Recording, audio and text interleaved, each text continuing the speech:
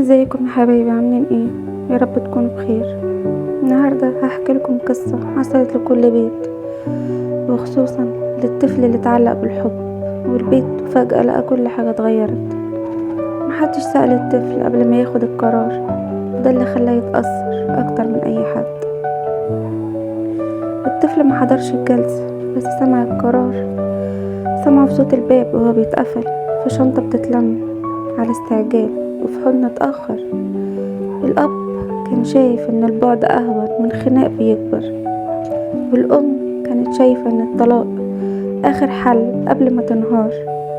القرار كان ضروري للكبار، لكن الطفل كان واقف في النص، لا فاهم ولا مستعد. أول ليلة بعد الطلاق نام وهو ماسك لعبته في إيده، بس كان فاكر صوت بابا وهو بيقفله الباب. بقى يعد الأيام، مش علشان المدرسة، لكن علشان يعرف امتى يشوف بابا. كل مرة يسمع ضحكة ماما بعيدة، كل مرة يشوف دموعها صامتة. الطفل اتعلم بسرعة ان الحب ممكن يبعد، وان الامان مش دايما موجود في البيت.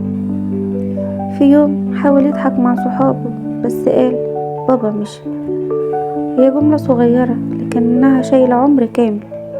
الطفل ما كانش محتاج اب مثالي ولا ام خارقة، كان محتاج انهم يفضلوا موجودين حتى وهم بعاد. كان محتاج يسمعهم بصدق، بدون أحكام، بدون صراعات. كان محتاج يعرف إن الطلاق قرار للكبار، مش عقاب للأطفال، مش رسالة وجع ليه. الأيام اتبدلت، الأم حاولت تهتم بيه أكتر، تحميه من وجعه، تحكيله حكايات تفرح قلبه. والأب بدأ يحضر في المواعيد، يحكيله عن حياته، عن حبه ليه، عن غيابه.